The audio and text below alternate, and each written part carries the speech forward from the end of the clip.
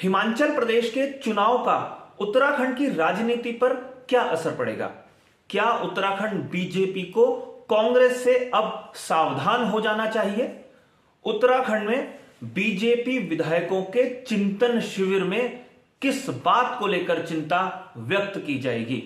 इन तीन मुद्दों को लेकर मैं आपके सामने एक बार फिर से हाजिर हो गया हूं। लेकिन अपने इस प्रकरण पर मैं आगे बढ़ूं उससे पहले अपने तमाम सम्मानित दर्शकों से मेरा आग्रह, अगर आपने अभी तक हमारे इस चैनल को सब्सक्राइब नहीं किया है तो इस चैनल को सब्सक्राइब आप जरूर कर लीजिए। नमस्कार, मैं हूं मनमोहन भट्ट। उत्तराखंड और हिमाचल प्रदेश की तुलना अक्सर की जाती है।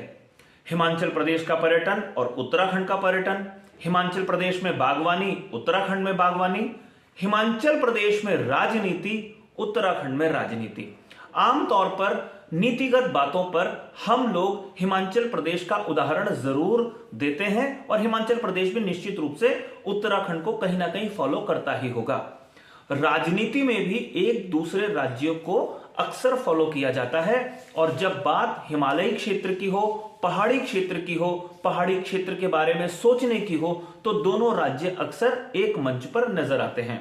अगर एक ही पार्टी की सरकार दोनों राज्यों में होती है तो अपनी आवाज को बुलंद करने का यह एक बेहतर मौका होता है। लेकिन अब हिमाचल प्रदेश में कांग्रेस पार्टी की सरकार आ गई है, लेकिन उत्तराखंड में अभी बीजेपी की सरकार है।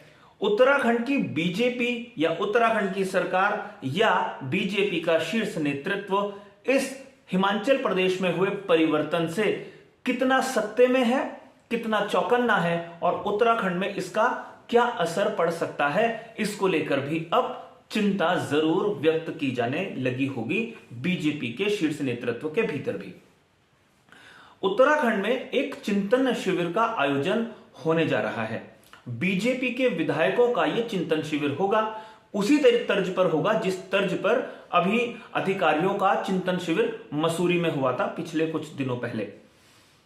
अधिकारियों को एक तरीके की सीख दी गई, ब्रेनस्टॉर्मिंग सेशन हुए, उत्तराखंड राज्य कैसे विकास के पथ पर आगे बढ़े उसको लेकर यह चिंतन शिविर मसूरी में हुआ था। लेकिन अब विधायकों का चिंतन शिविर जब होगा तो उसमें बताया जाएगा कि कैसे केंद्र या राज्य सरकार की महत्वपूर्ण योजनाओं को जनता तक पहुंचाना है, कैसे कार्यकर्ता को अपने साथ लेकर चलना है, कार्यकर्ता को नाराज नहीं करना है और यह तमाम गुर सिखाने की कोशिश विधायकों को की जाएगी। हालांकि विधायकों को बहुत सारे गुर मालूम है, उन विधायकों को खास तौर पर जो चुनाव लगातार जीतते आए हैं, और उन विधायकों को सिखाने की कोशिश होगी जो कभी जीत जाते हैं कभी हार जाते हैं। यह बीजेपी के चिंतन शिविर का, विधायकों के चिंतन शिविर का खास एजेंडा रहने वाला है। इसकी तारीखों का ऐलान कुछ समय में होने ही वाला है, जल्दी ही ये चिंतन शिविर का आयोजन किया जाएगा।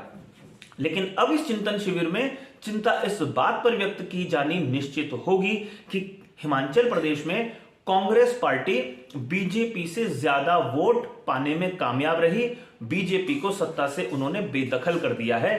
तो उत्तराखंड में भी कांग्रेस कहीं इसी रफ्तार से आगे बढ़ गई तो राज्य की बीजेपी, राज्य की सरकार के लिए चिंता हो सकती है। कांग्रेस हिमाचल प्रदेश में सिर्फ 1% या कह लीजिए 1% से भी कम वोट ज्यादा पाई है बीजेपी से और सरकार बनाने में वो कामयाब हो गई है। बीजेपी के मुकाबले वो 15 से ज्यादा विधायक जिताने में कामयाब हुई है। सिर्फ 1% से कम वोटों का ये अंतर है। 44% वोट कांग्रेस को मिला है हिमाचल प्रदेश में और 43% वोट बीजेपी को मिला है। उत्तराखंड के संदर्भ में अगर हम बात करते हैं तो उत्तराखंड में भी बीजेपी को 2022 के चुनाव में इतने ही वोट मिले हैं, इससे थोड़े कम वोट मिले हैं परसेंटेज वाइज अगर हम बात करते हैं। लेकिन कांग्रेस अटक गई थी 39% वोट पर, 39% वोट पर। अगर कांग्रेस कहीं 43 या 44, 43 या 44% वोट हासिल कर चुकी होती तो इस समय उत्तराखंड में कांग्रेस की सरकार होती और बीजेपी सत्ता से बाहर होती। यह शायद सबसे बड़ी चिंता का कारण है। उत्तराखंड में 2017 में बीजेपी 47% वोट पाई थी और कांग्रेस लगभग 32-33% पर सिमट गई थी परसेंटेज वाइज। लेकिन 2017 में कांग्रेस ने 32-33% से 39% तक का गेन हासिल किया था और हिमाचल प्रदेश में 43% तक कांग्रेस पहुंच गई है। यह चिंता का कारण है कि अगर उत्तराखंड में भी 39% से 43, 44 या 45% पर बीजेपी कांग्रेस पहुंच जाएगी तो बीजेपी के लिए यह खतरे की घंटी हो सकती है। वैसे एक जानकारी से आपको और अवगत कराऊं, चिंतन शिविर से पहले या हिमाचल प्रदेश और गुजरात के नतीजे आने से पहले बीजेपी के वरिष्ठ पदाधिकारियों की 2-3 बैठकें दिल्ली में हो चुकी हैं और बहुत मुद्दों पर उन्होंने चर्चा की है। कई बार इस तरीके की चर्चाएं भी हुई कि हिमाचल प्रदेश और गुजरात के नतीजों के बाद एक दूसरे ट्रैक पर भी विचार किया जाएगा। कई और फोरम पर बात होनी निश्चित होगी।